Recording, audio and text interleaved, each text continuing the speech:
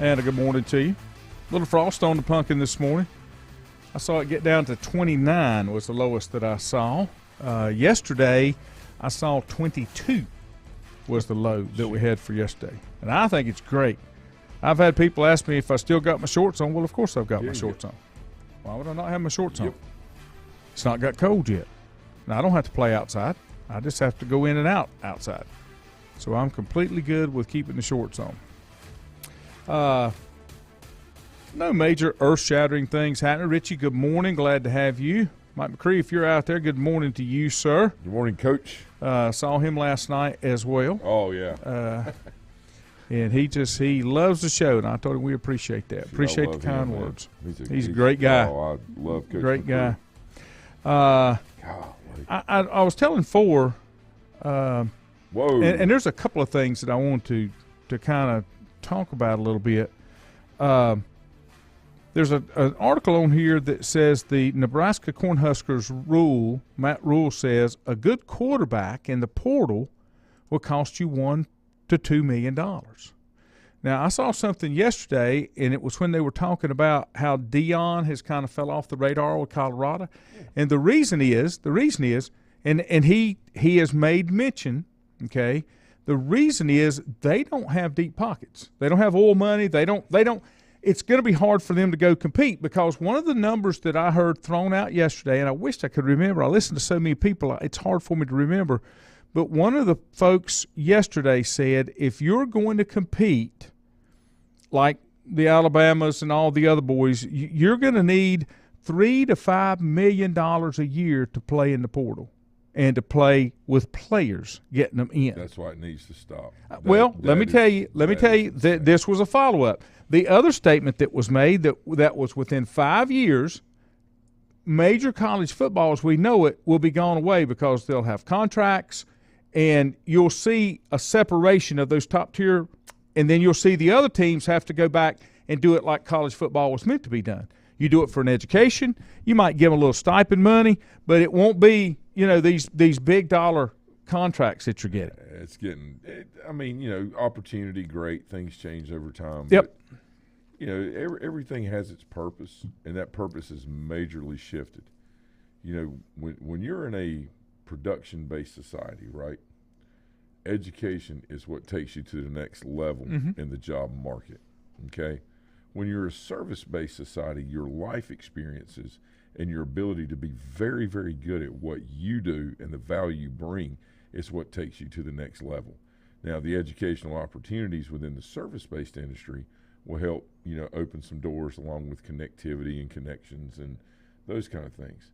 There has been a major shift in priorities, all right, about how things go and about the value of the college education, right? And things change, that's fine, but that doesn't mean you have to like it or agree with it. Now, do you have to accept it? Yeah, if you want to continue to invest in your feelings and passion and care about it.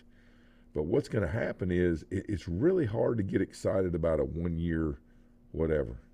Really hard. People like things in general, people that follow like things that are sustainable, time-tested, proven, and true. All right, that gives them a need to keep coming back and getting more, being engaged. Namely, my dissatisfaction with the Pittsburgh Steelers. Right. But you know what? I'm thinking about that last night. And you and I talk about this, and Juju, and and I think Juju sometimes is, maybe feels a little differently than you and I do, which I completely understand. The other side of it, but I just don't like dabbling in consistent mediocrity. Right? If things aren't taken to the next level, then they're basically just on maintenance until they die. And the Steelers, for example, were 7-4. All right. It just doesn't feel right. Things are what they are, but when I look at it, nothing passes the smell test. I know. And they're solid. They're solidly run. But yes. Another comment. Just like Mike Tomlin. I think he's a good man. I just, really want to take it to the next, or give the appearance that we are. Who's the coach at Buffalo? McDermott. Yeah. All right. Yesterday they were talking about McDermott, and this was on Cal Hurd Show. And this was something, and I can't remember if Cal Hurd said it or a guest said it, and what he said was, people were thinking that if Buffalo doesn't go deep this year, that McDermott's probably out because I know, but wait a minute. Here's what he said. And you think about this, and this makes a lot of sense. He said, Sean McDermott is a great cleanup man, meaning he can come in, stabilize a franchise, put structure in it, and that's what's happened to Buffalo. They've got structure.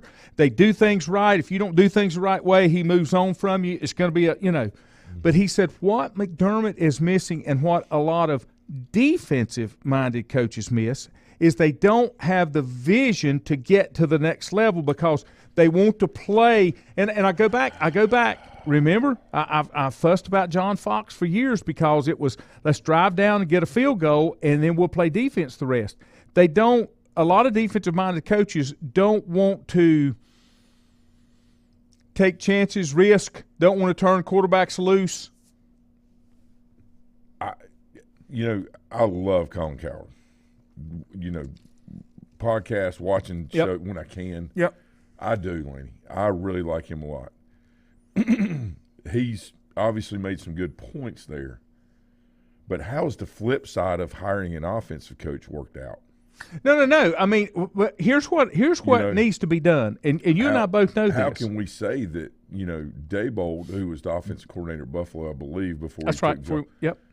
How can we say that McDermott? I mean, his team is like inches away from the Super Bowl a couple of years, and all of a sudden, in 1 year, he can't do it, or he just can't take. I mean, this. Colin also said that basically, in essence, that Rosen and the other quarterback were, much better and almost near you can't misses. Sometimes and again, I like him. I listen. I've been listening to him since, for 20 years. When he used to be on ESPN radio before he moved over. Right. And he's brought up so many good points, but I do have some fundamental disagreements because sometimes I feel like his views are a little closer to home on the West Coast, and life is a little different. When you get to the Midwest and out here, it's a more grind, put your head down, go to work type mentality than it is out on the West Coast where every day is a sunny, bright day. But here's the thing, which is you and indicative of offense. You and I talk about this. We talk about this, and here's where you miss it, or I think you miss it. When you're talking about philosophies, it can't be one-sided. You can't bring a great offensive mind in and then everything skews that way. You can't bring a great defensive mind in that way and it skews it. That's why sometimes I think, and we discussed this a little bit earlier in the week, why a special teams coordinator might make a better coach because he has to look at it and evaluate the whole picture because he doesn't have that vested interest on one side or the other of the ball. I think Pittsburgh would be, and here's the thing with Buffalo, they've lost their offensive coordinator, so they've lost some punch. So I think what you've got to do, if you have expertise on one side of the ball, you have to make sure that you bring in the best person that you can to balance it out and make it work both ways. Yeah. Under the direction. Listen, Andrew, that's why Dabo's a great choice. Yeah, he's a great choice. He couldn't make a choice, and he hired really bad coordinators when he lost his. So just go ahead and write that one down too, Andrew. All right, let me give you an Andrew comment. Richie, good morning. Richie said he's heard it takes $5,000 minimum to get a top recruit on campus. Well, that is illegal, okay, because NIL money cannot start until after you sign. You can't even discuss it just in case you want to know how the rules are. Yeah. Timmy J's listening this morning for Remember the legend. That is correct. Andrew, you're close on this. He said, we discussed on several occasions about pro franchise owners making their money on the sale of the franchise. Yeah. Read yesterday, Mark Cuban bought the Dallas Mavericks for $235 million in 2000. Is going to sell them early next year for $3.5. Yep. That's close, but that's not the value of the Mavericks right now is around $3.5. He's going to sell like 2.something billion of the franchise to become interest, a minority. The interest, right, of the – I got you. I understand. Okay? I understand. And he's going to sell them to the Alden family that owns the Sands properties, because what he wants to do is bring a big sports betting complex, casino type thing into, I guess it's Houston or Dallas. Yeah.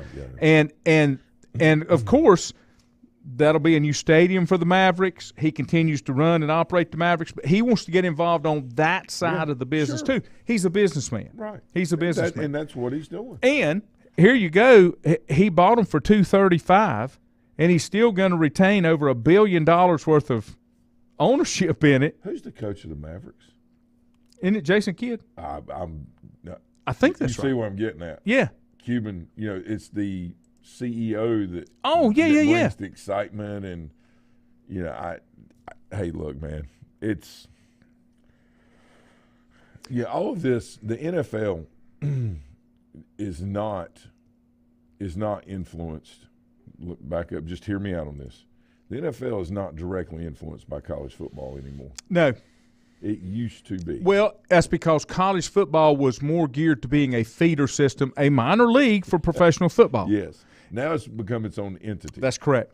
All right. So, to make a big deal of the draft and to make a big deal of all these metrics out here don't necessarily align with the college players that bring the most hype or the most substance to the college game as far as their play goes.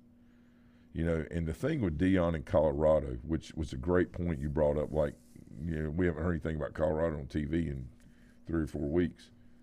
It's really hard for a play that, one of the reasons, and Dan Patrick said this and made a good point. He said, I'm not a Deion hater. I'm not a Deion promoter. He said, I love him. He's been on the show many times. He speaks the truth. He puts it out there. He said, but, losing these recruits, and he says, well, you're not coming here, I guess, to get money or whatever. You're coming here to get better or whatever. But yet his son, in the family business and how much they get, it's very hard to tell a recruit you're not getting anything while he's that's what Patrick was saying, while his sons were capitalizing on their brand. I think this is where the major disconnect is. And,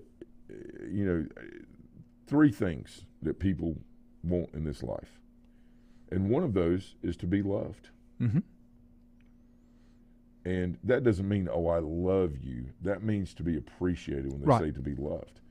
And I think what's happening is you have 95% of the players that are below the feeling appreciated or being loved, while you got the top 5% are just running around the portal saying, pay me, pay me, pay me, pay me, pay me. I don't blame those people for doing that because they're not the ones that created the system. Just like they weren't the ones that created the platform for them to go out on the stage and play on today. Just like Dabo should be utilizing it. He didn't create the system that we now work in, but he's got to embrace it if you're going to compete. Let me give you these details before I take a break. Here's what it looks like. According to the SEC filing, the family is selling $2 billion in stock in the Las Vegas Sands Corporation to fund the purchase of the majority interest. Okay? Now, if the entirety of the $2 billion goes towards the purchase, the family would acquire 57% of the team based on that $3.5 billion valuation. Okay? And that's fair. Yeah. Now, fair. Here's the rest of it. The Sands Group is led by Miriam Adelson, who's a medical doctor and widow of casino magnate Sheldon Adelson. Okay? Oh, they're doing a joint venture. Yeah. And what it is, her son-in-law and company president, Patrick DeMont, had discussions with Cuban about building a casino and entertainment district in Dallas and a new arena. Awesome. The plan would require gambling to become legal in Texas, which there's enough money down in oil money, they'll make that happen. That's going to happen. What? Why should they not? Yeah. And people say, yeah, but these people are going to, it's like somebody, like a housing development coming in, somebody saying, well, that yard's not going to be big enough. You're not living there. That's right. What does it matter? Yeah. Why do you care? Yep. This is, I don't know, man. Anyway, I got some more breaking news that we'll have, but it's going to be after the break. A couple things, couple comments and things were written yesterday about why did the Panthers and Frank Reich part ways. I got a little insight on that. Whether it's true or not, we'll just pass it on for what it is. Whether it's a sit-down meal or a call-in for the drive-thru, Brookwood Cafe and Catering is the answer. A variety of meats, vegetables, and desserts cooked daily, or a hot sandwich from the grill, they have what you're looking for to satisfy your taste buds. If you need catering from 5 to 500, Brookwood has you covered as well. Stop by Brookwood Cafe and Catering at 202 Providence Mill Road in Maiden. Don't forget breakfast daily till 11 a.m. Open Tuesday 6 a.m. to 2 p.m., Wednesday through Saturday 6 a.m. till 8 p.m., and Sunday from 7 a.m. to 3 p.m. Call 828-428-8944 to place your order today. If you ask around, you'll find Burke Mortuary has a reputation for excellence and commitment to value. They've built a reputation of trust for more than 35 years. Burke Mortuary is proud to offer personal attention, meaningful tributes, and the area's most affordable prices. They're also proud to offer you beautiful, state-of-the-art facilities. It's the perfect place to honor your loved one. So when choosing a funeral home, the choice is easy. Choose Burke Mortuary with locations in Maiden and Newton. Covenant Church began as a vision of just over 100 people in 1984. Since then, Covenant Church has grown and currently located at 2168 Gastonia Highway in Lincoln. The Sunday schedule includes early morning worship at 8:30, Sunday school at 9:45, and morning worship at 10:45. Their ministries extend beyond Sunday. Visit their website at www.covenantchurch.church to see all they have to offer, and better yet, stop by and see for yourself. Covenant Church may be just what you're looking for a new church home. First Federal Savings Bank has been serving Lincoln County since 1940. And as it has been from the beginning, customer service is a priority to First Federal Savings Bank. They want to get to know you by name. First Federal Savings Bank has the convenience, the products, and the services that the larger banks have, but with hometown people that you see throughout your community. Stop in and visit one of their 4 convenient locations and see what First Federal Savings Bank has to offer you. Member FDIC, an equal housing lender. Untangling your headphones, finding the right remote, saying goodbye to your favorite shirt that hasn't fit in 10 years. Why are simple things sometimes so complicated? Thankfully, with Auto Owners, insurance doesn't have to be one of them. Auto Owners works with independent agents who live in your community and answer when you call, so you can worry about more important things, like finding a new favorite shirt. That's simple human sense. Call Mooney Insurance in Maiden or East Lincoln Insurance in Denver or visit mooneyinsurance.com. Stifel Nicholas now has an office in your community. Stifel Nicholas is a full-service organization offering a wide range of investment vehicles and services. These include money market funds, CDs, stocks, bonds, mutual funds, annuities, retirement plans, and managed accounts, to name a few. Our financial advisors will sit down with you and help you tailor an investment plan, explaining strategies and investments which may help you achieve your personal goals. Call 4Rembert today at 828-624-7300. Stifel Nicholas, member SIPC, and the New York Stock Exchange.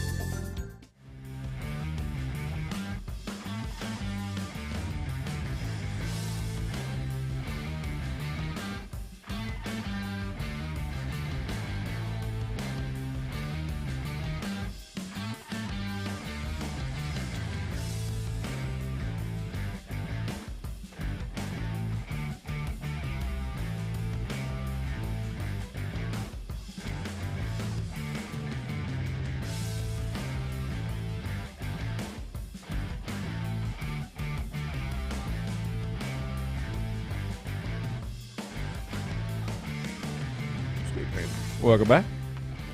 Yeah, get your hat on.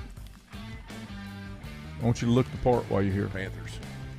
Go Panthers. All right. Couple things. Richie, let me back on up here.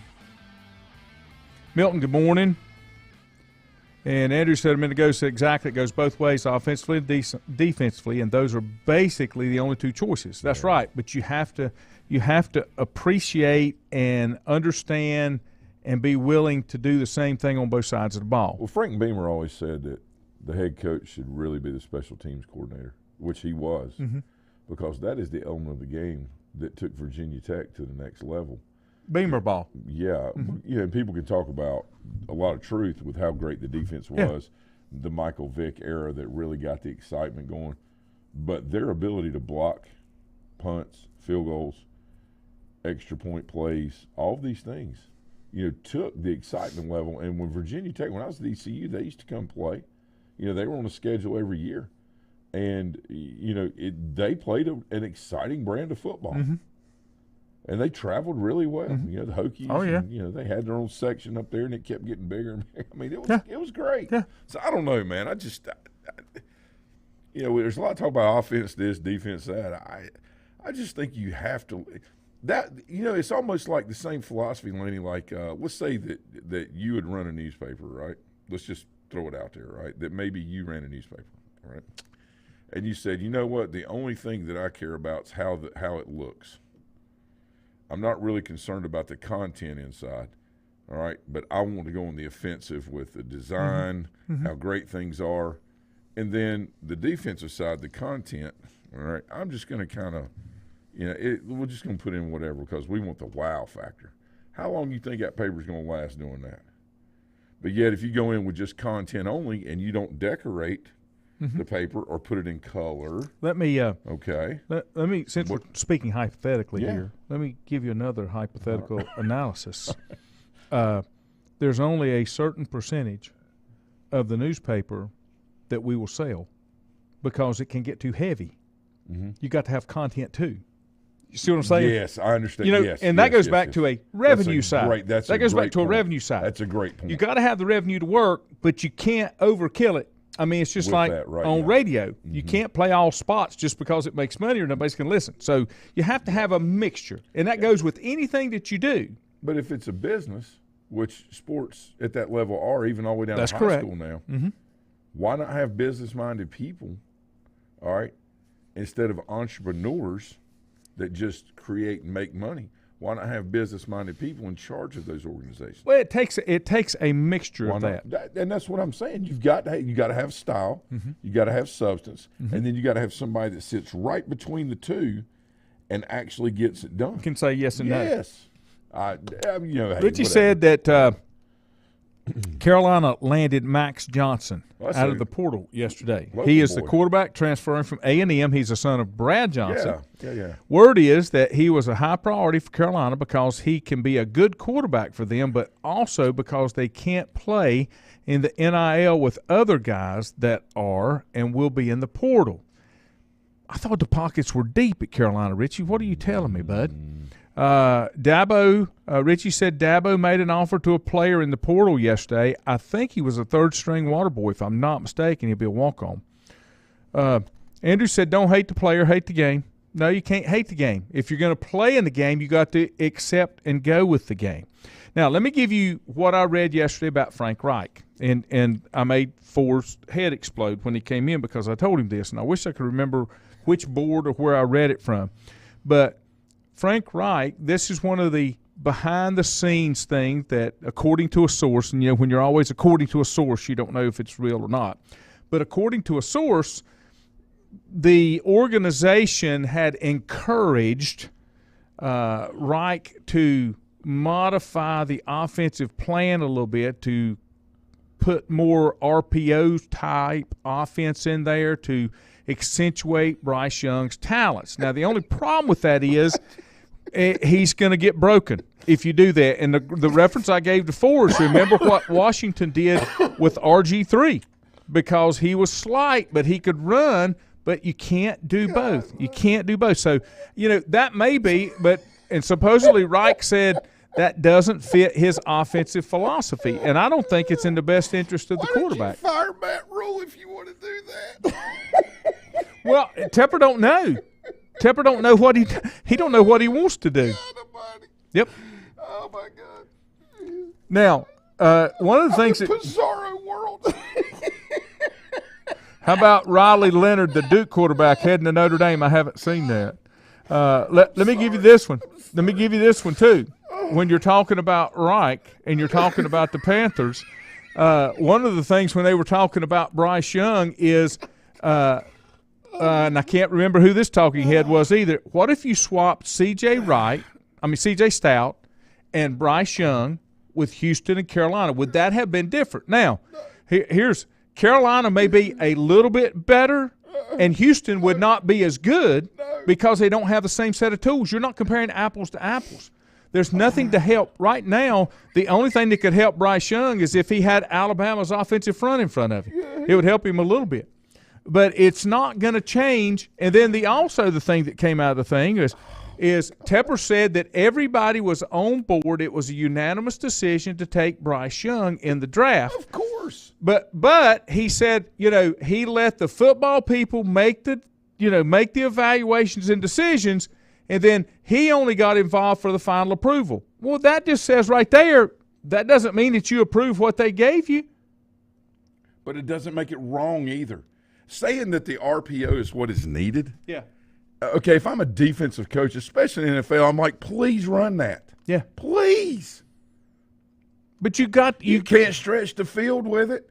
Please run it. I'm going to put my corners on lockdown, walk my safeties up, and I want you to run that back in the flat. Yep. I'm going to cross key the backs, all right, the quarterback and the running back. Please run that. Please. But please. And I'm going to let you run it a couple times and set it up, and then I'm going to bring it.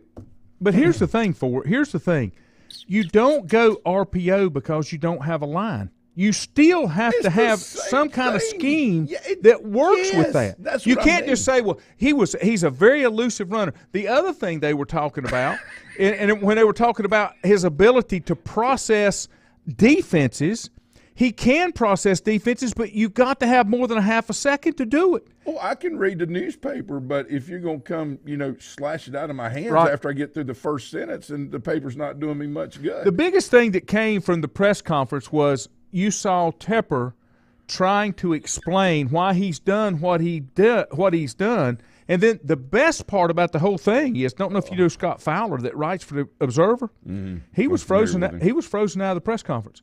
He was front row with his hand raised and never got called on. Because Scott was going to ask hard questions, and Scott's going to report.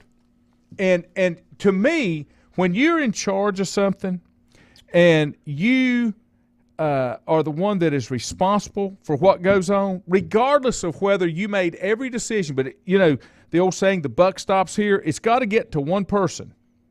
Somewhere along the line, you've got to step up and you've got to be accountable for what you did. I don't think David Tepper has been transparent at all with what he did. I don't think I think he's thrown staff under the bus. I told you. And he still hasn't got it figured out or what it is that he's going to do to fix this. Well, and I still think it's going to be a huge problem for David Tepper and the Panthers to find a top caliber coach, because if they're a good caliber coach, they're going to go somewhere else that has more commitment to football than what the Panthers do. So I got a little different take on, or excuse me, let's look at another side of this. Okay. All of this could be done for a reason, be going on for a reason. If you have an area become disenfranchised or a city with the way you're doing things, they may not want you there anymore. If the soccer side of things is going really well, then they tend to forget about football Americano, right? The football side, the American football, right? So my whole thing with this is, and I have nobody's ever, I've not talked to anyone about any of this, just looking at the whole picture, it just feels like things are being set up for South Carolina. It feels like a divorce. But why does it need to be set up when you're only talking 15 minutes down the road? It's not like you're moving to another state. You are. But you know what I'm saying. No. What I'm saying is that's what this is. Yeah. Imagine the incentives where you can have a soccer stadium, all right, and 15 minutes away you have an NFL stadium, right? What renovations have been done to Bank of America Stadium for football? Not a lot, no. None. What have been done for soccer? A lot. I just really believe that the intent is to get a new stadium in South Carolina. I have no knowledge. But I agree with that. But I don't understand why you need to destroy the football franchise. To disenfranchise Charlotte from football so you can leave. All right, you guys, they don't know what they're doing. I'm just sick of it. This is how you get people away from supporting you. Yeah, but they still doing these things. They still have to. They still have to be able to draw from the greater area. Contracts, TV contracts. So when you look at NFL games, especially after all of the stuff, before the last election went on and people were, they were doing this and, there's a lot of protests and things going on. There were not many people in a lot of the stadiums. They would not show the stadiums. Right. And when they did by accident, there were seats. Right. But yet football still went on. It's because of contracts. And, Roger Goodell, whether people love him or hate him, he has turned the NFL into an unbelievable franchise. Yeah. Okay. So, I really don't think that, and I have no proof. I'm just saying something doesn't feel right. And it's almost like there's a divorce. And right now we're into the separation. When you fire 3 coaches in 2 years, but he's fired 2 soccer coaches too. But that's to draw a parallel between the two, right? But people aren't as passionate in this area. I say, in general, the Panthers are what people are passionate about, especially during football season, and not so much soccer until soccer season. But you could be doing that to say, well, I'm doing it everywhere. But the whole goal is to disenfranchise one of them. Soccer fans are going to come back regardless of who the coach is because they love soccer. Football fans tend to, love their team, but also really appreciate who the coach is or not appreciate. Yeah. We spend a lot of our time talking about coaches on here and not some individual players, but more coaches who we like, who we disagree with, who maybe we don't like, which is not many. We like all of them. We just maybe disagree on how they do things. I really think this is I just think it is. Let me give you a couple comments that came back through here. Let's see. Milton said, no matter who the quarterback is, dysfunction makes more dysfunction until the offensive line happens. It's the same stuff, different day. Andrew says, Cam Newton says that Bill Belichick's coming to the Panthers. That's not happening. Bob Duckworth says whoever Tepper hires, he and his family need to let the coach do their job. It will take a few years to get back respectability. Bob's right, but it'll never happen. It's never going to happen. Point. And I wouldn't sell the house where you're at if I moved down here. No. Joe, good morning, Joe, writes for the Gazette, and Gaston says, where in South Carolina will he go? Lancaster County, York County doesn't want him. Yeah. I mean, because he's burnt some bridges, and he's right. And Ronnie said the same thing. That'll be a tough move for what I think South Carolina has a bad taste because of the Rock Hill fiasco. No, that's right. Those are really good points, but it's really not going to be up to those cities. It's going to be up to the state legislature because of the revenues. Okay? They make very good points, and the two, is it Ronnie and Joe? Yeah. Joe. Okay. No, these are very good points.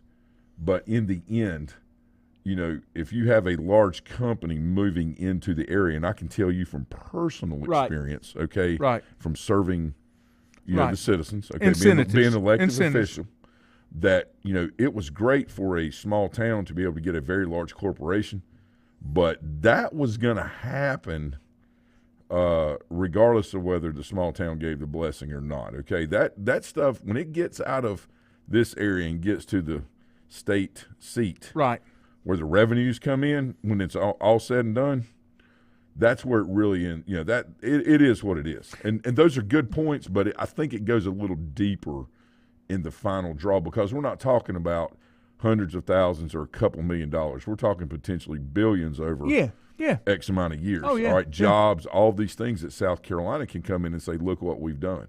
And all of this, I believe, was done intentionally through the things that went on down in Rock Hill. I just believe all of this is a setup to look, I've mended fences.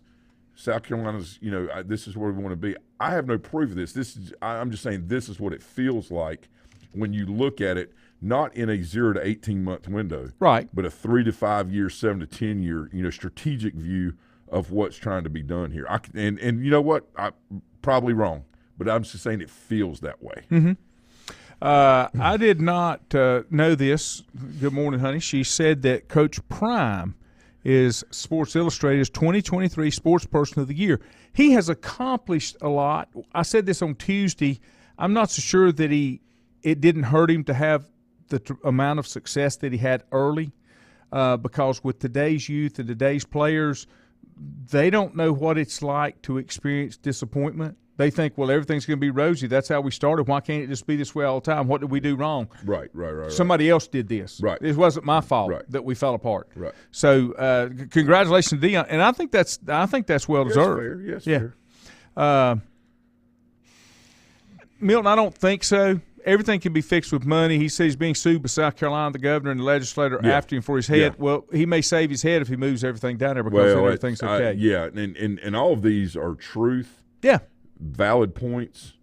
And the only thing I'm saying is a lot of time, especially in large money in politics, it's, look what this hand's doing.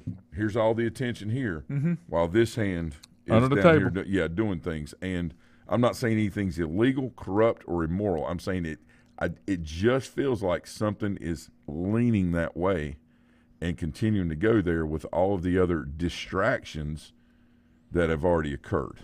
I don't bet on sports. Did years ago, but I'm going to give you a bet that's out there right now, not because of the bet, but because of what it involves. More in a minute. Whether it's a sit-down meal or a call-in for the drive-thru, Brookwood Cafe and Catering is the answer. A variety of meats, vegetables, and desserts cooked daily or a hot sandwich from the grill, they have what you're looking for to satisfy your taste buds. If you need catering from 5 to 500, Brookwood has you covered as well. Stop by Brookwood Cafe and Catering at 202 Providence Mill Road in Maiden. Don't forget breakfast daily till 11 a.m. Open Tuesday 6 a.m. to 2 p.m., Wednesday through Saturday 6 a.m. till 8 p.m., and Sunday from 7 a.m. to 3 p.m. Call 828-428-8944 to place your order today. If you ask around, you'll find Burke Mortuary has a reputation for excellence and commitment to value. They've built a reputation of trust for more than 35 years. Burke Mortuary is proud to offer personal attention, meaningful tributes, and the area's most affordable prices. They're also proud to offer you beautiful, state-of-the-art facilities. It's the perfect place to honor your loved one. So when choosing a funeral home, the choice is easy. Choose Burke Mortuary with locations in Maiden and Newton. Covenant Church began as a vision of just over 100 people in 1984. Since then, Covenant Church has grown and currently located at 2168 Gastonia Highway in Lincoln. The Sunday schedule includes early morning worship at 8:30, Sunday school at 9:45, and morning worship at 10:45. Their ministries extend beyond Sunday. Visit their website at www.covenantchurch.church to see all they have to offer, and better yet, stop by and see for yourself. Covenant Church may be just what you're looking for a new church home. First Federal Savings Bank has been serving Lincoln County since 1940. And as it has been from the beginning, customer service is a priority to First Federal Savings Bank. They want to get to know you by name. First Federal Savings Bank has the convenience, the products, and the services that the larger banks have, but with hometown people that you see throughout your community. Stop in and visit one of their 4 convenient locations and see what First Federal Savings Bank has to offer you. Member FDIC, an equal housing lender. Untangling your headphones, finding the right remote, saying goodbye to your favorite shirt that hasn't fit in 10 years. Why are simple things sometimes so complicated? Thankfully, with auto owners, insurance doesn't have to be one of them. Auto Owners works with independent agents who live in your community and answer when you call, so you can worry about more important things, like finding a new favorite shirt. That's simple human sense. Call Mooney Insurance in Maiden or East Lincoln Insurance in Denver or visit mooneyinsurance.com. Stifel Nicholas now has an office in your community. Stifel Nicholas is a full-service organization offering a wide range of investment vehicles and services. These include money market funds, CDs, stocks, bonds, mutual funds, annuities, retirement plans, and managed accounts, to name a few. Our financial advisors will sit down with you and help you tailor an investment plan, explaining strategies and investments which may help you achieve your personal goals. Call 4 Rembert today at 828-624-7300. Stifel Nicholas, member SIPC, and the New York Stock Exchange.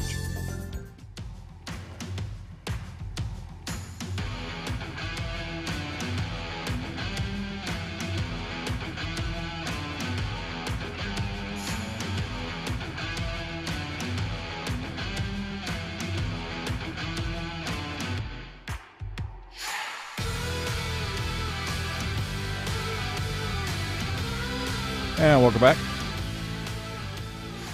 You know, when you start talking about betting lines and spreads and all that kind of stuff, there are a lot of what you call prop bets. And I don't have a tremendous amount of knowledge on this, but some of those prop bets you've heard over and over is over-unders. And what that means is if you're looking at over-under for a game, they throw out a number and say, okay, we're going to throw out 18. Will Team A score more or less than 18 points, and you either bet the over they will or the under they won't. Okay. Now they do it for total points. We do it when we did our little football pick'em thing. We had a tiebreaker. You had to pick the total points that you thought that game would produce, and then that's how we decided on the tiebreaker. And we had to use that a couple of times. Now, here's another thing that came out yesterday. Michigan and Iowa play for the Big Ten championship. Yep. The over-under on how many points Iowa will score in the game is less than 1. Meaning Vegas odds is saying they won't hit the scoreboard against Michigan. A lot of folks are saying in a game of that caliber, they've never seen that. And then some of the other prop bets are, if they do score, is it on a fluke? Is it on special teams? Is it a defensive score? But that was amazing to me that they've run the numbers and they don't feel like Vegas don't miss. Yeah, they don't. But I think it's just another classic case in a conference championship game of the two best teams not playing each other. Okay, and that's where we'll go. I think the other scenario that was talked about yesterday, and I can't remember again who said this. Give an analysis if today's where football stands right now, okay, with the college on who's on top. If we had a 12-team playoff this year, the reason they're saying that college conference championships are no longer needed, that championship game's not needed, because 11 of the 12 teams that this person felt like would be in that 12-team playoff window are the ones that are playing. They're the ones that are in the and it goes back to where in the Big Ten you're probably wrong with Iowa and maybe an Ohio State should be in there or something like that. But I think they should get rid of conference championship games because they don't do anything to improve the sport. Right. You're right, and this is the only reason they do it. But it will change because they're going to see there's more money in playoffs than there are, especially using home sites. That money doesn't go to the conferences. That's the issue. So they got to find a way to back the conference games out, conference championship games out. Right. That's why I think we're going to see a decoupling eventually of the larger conferences. Right. The other thing too, Lanny, is when you look at Michigan, is their season. This is a great example of how we won the American Revolutionary War. Mm-hmm. The troops rallied around their general. Okay, their general inspired them. Mm-hmm. All right, so that means that they would go out and willing to give their lives for the person that was leading them. George Washington. Okay, so and I say the Revolutionary War. I'm talking about our independence, right? Mm-hmm. Okay, all right. And it's one of those things that, and the point being, it doesn't matter if it was 1776, us gaining our independence, all throughout all these wars we've had. Jim Harbaugh, has probably done the best coaching job in the last 3 or 4 years, even overshadowing Kirby Smart for the fact that his players didn't have him basically all season, right? And look what they've done. Penn State, Ohio State. 6-0 with an interim coach. It's incredible. And, it's just one of those things that I just it's incredible. You have some people say, well, his assistant coaches have done this. He hired them to be able to do a job, right? Yeah. And so, the point is, whether it's, whatever war, I probably screwed that up, but the point is you follow your generals. Right. And if you have people that are in charge and you believe in those people, it takes everything to a whole new level. Absolutely. So, Let me give you 2 other things that I saw. This happened yesterday. The North Carolina High School Athletic Association board voted unanimously to move to 8 classifications. So there will be 8 classifications. Now, the part that and this is where my whole plan with or my whole problem when they were doing the big A and little A is they only did it for football, okay? You should have done it for all sports because you still had discrepancies in school size. Yeah. And now when you go to A classifications, you're basically bringing that big A, little a back, except you're not waiting till the end of the year to do ADMs and start dividing things up. And it should be that way. Yeah. There should be, opportunity across the board. East Surrey had to play up because of certain metrics that were put in instead of based off enrollment. Right. They're being punished for being successful. Oh, you got too many Wachovia Cup points. Those people invested in their community. They invested in their young people. The young people got out. I'm talking about men and women, boys and girls sports. They did all these things, but yet they were punished and made to play up a classification because of their success. Mm-hmm. Now, what does that tell you? That tells you that it's fundamentally flawed in the thinking. It's like locally, whether it be here, Raleigh, anywhere else, that one school may be able to provide opportunities for the kids, but we're not going to do that because it's not fair to the other schools in the county. That is ridiculous. That is absurd because you are hurting by not using, modern, the ability to progress and provide better based on somebody else's inability to do so. Mm-hmm. What happens is when you pay coaches, quality coaches to come in, and you allow this to happen, mm-hmm. It ups the other side that says, well, we can't do it here. We've never been any good. We can't. All of a sudden somebody comes in and says, you know what, I want to make a difference. Let's pump some money into this thing, and let's give our kids the same opportunity they're getting over here at this school. So that's what happens. Yeah. Why would you be against that in the name of fairness? How the world's not fair. How's that ever worked out?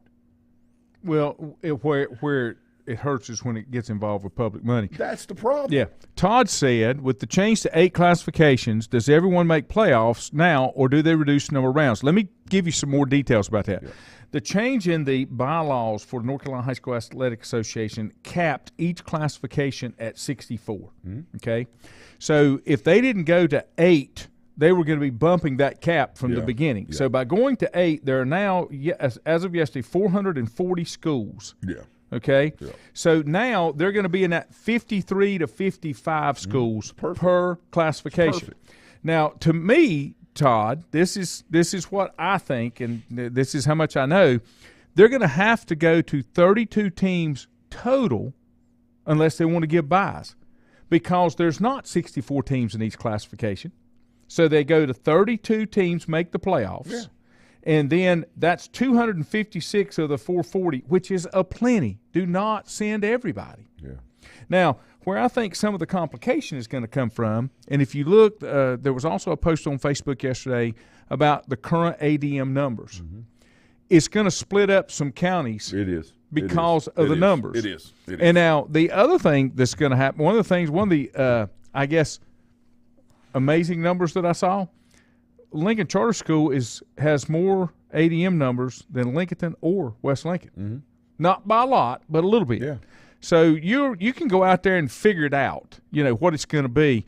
Travis said what the NCHSAA should have done was put all charter schools together so that they play each other, and the public schools, they get stuck in the 2A. We play more charter schools than public. It's not right, in my opinion. Yeah. I agree 100%. That's a good point. I agree 100% because it is different, and you can't make it even because the individual counties can control what the transfers and all the requirements that go along. The state sets this bar, okay, but then the counties can come in and say, okay, we're going to make this bar higher for our county, but yet the neighboring county that's in your conference doesn't do that. So that's never going to get fixed, and this is not going to get fixed. Now, it may get fixed once they completely get a reworking and how do I put this gently? I don't know if you can. A reworking of who's in charge and running the High School Athletic Association, okay, that gets more on board with this. I've said that forever. I never felt like Charlotte Catholic, long before charter schools were ever a reality, I never felt like they should be playing in the public ranks because they drew from a larger area, but it didn't matter in Charlotte Mech because Charlotte Mech has an open transfer. Yeah. If I'm not mistaken, they can move from wherever they want to move. All right, one more topic before we get out of here. I saw this. This was an old thing just popped up on my feed line. Troy Aikman. Troy Aikman was doing an interview with Joe Buck, and the question that Buck asked him was, how close were you to not playing football? And according to Troy, this is Troy's story, the New York Mets wanted Troy bad for baseball. Sure. Okay? Yeah. And they did not want him to go play college football. Right. They want him to sign straight out of high school. Yep. And he said, you have to remember that when I was coming through, there weren't agents. I didn't have representation. That's right. And he said, they told me to give them a number. He said, I didn't know what that number was. Yeah. I didn't have anybody I was working with. He said, so I gave them a number. And he said, the number I gave them, now think about this. This is the part that's mind-blowing. He said, I felt like $200,000 was a lot of money. It was. So I threw out $200,000. And the Mets said, Darryl Strawberry's not paid $200,000. You just need to go and play college football. Right. Look at where it's at now. Mm-hmm. It's not even close to where it's at now. Right, and that's kind of the issue I have when, well, I should be paid to do this and do that. And especially on the collegiate level. Well, yeah, but I'm the one out there doing it. Okay, so the story of the little red hen, right? In your car. Sow the wheat, plow the field. All of a sudden the bread's out and everybody wants to eat. I'm more concerned about the people that played that helped get things to where they are. Mm-hmm. Instead of the ones that come along and say, well, look what I'm doing. Look at what I'm doing. I'm performing at this, and I'm doing this, and I'm doing that. Yeah, that's great, but who provided the stage and the platform for you to get there? Yes, you're contributing to it, and you're supposed to benefit from it. That's where regard. I feel like the players' union has really screwed the ones that laid the groundwork. That's what I'm saying. I have no problem with people coming in and earning, their rightful due. Mm-hmm. I have no problem with that. The issue I have is almost the entitlement attitude of, here I am. Mm-hmm. And the flip side of that is the people on that side may say, yeah, but you're just jealous of the opportunities that I have. Mm-hmm. No, I'm happy for you. The issue I have is not with you because you didn't create the system. You're just benefiting from it, which that's the way progressive society works over time. I say evolving society works over time. I just don't, it's just, there's never going to be a perfect scenario. Yeah. But the whole thing with Aikman could be true with John Elway. Oh, yeah. Tom Brady. All of these things. Yeah. It could all be true. Let me give you one thing as we go away. My dad retired, worked 26 years for Carolina Freight, was in the Teamster Union. We've talked about this before. You could retire at 56, with full benefits. You had so much time in. He worked 26 years there. When he retired, he drew just under $1,000 a month from his retirement. Mm-hmm. In less than 5 years, people who had put the same amount of time in, and the same age, were drawing almost double what he was. Yeah. I've never liked that because he's having to adjust to the same lifestyle. If that's the new cost of living that they're giving these retirees, everybody should be moved up. You see? And that's what's happened with the league. They didn't supply enough for guys like this. Yeah. Buckus, this guy right here, yeah. Joe DeLamalure. They didn't supply enough for those guys because they were the ones that make it possible for these guys to have these 7-8-figure incomes that they have now. So, I mean, that's mine. I mean, think about this. Ken Griffey Jr., number one pick, He makes $700 a month. Signing bonus was like $180,000. I saw it last night, $180,000. Mm-hmm. All right, back then, which is like $2 million today. I mean, just crazy, Right. But I mean, he was worth every cent of it. And he was 17 years old, kind of like Madison Bumgarner. But Griffey was the number one, the best player. And the Mariners drafted him. I want you to think about that compared to what you see today. Oh, I know. There are high school players that are nowhere near the athlete or person Yeah. Maybe through no fault of their own. You know, a lot of that has to do with the home, okay, or most of it. But think about that and where things have gone, and which one did you enjoy watching more? Mm-hmm. Which kind of athlete did you enjoy watching more? What do we talk about Lamar Jackson? Oh, I know. All right, he doesn't play much in December, January, right? Well, or November, December, whatever. Well, now he's playing because he got paid the money. Okay, I think it's okay to negotiate and do things, but at the expense of who? Yeah. So, we have to be very careful what we invest in to seek the kind of return that we are looking for and understand the dynamics as fans that go in between that. There are a lot of great players. I enjoy our younger kids, our younger generation. I love watching them. I think there's a lot of good, fine people out there, both professional men's and women's sports. A lot out there. They're doing a lot of great things. They're more aware today of things. They're trying to, be more proactive.